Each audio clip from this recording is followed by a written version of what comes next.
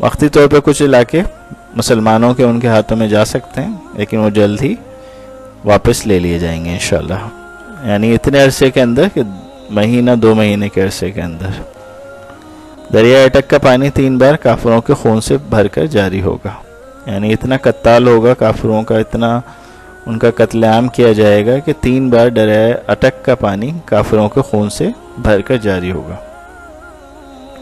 शहर लाहौर, पंजाब, कश्मीर, दरियाए गंगा और जमुना का इलाका और बजनौर शहर पर मुसलमान गालिबाना कब्जा कर लेंगे। ये वक्ती तौर पे शायद उन पे कब्जा हो जाएगा, लाहौर और पंजाब पे और कश्मीर पे भी, जिसको जल्द ही उनके कब्जे से खाली करवा लिया जाएगा इंशाल्लाह।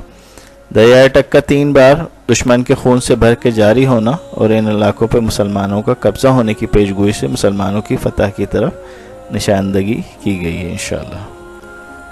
सामीने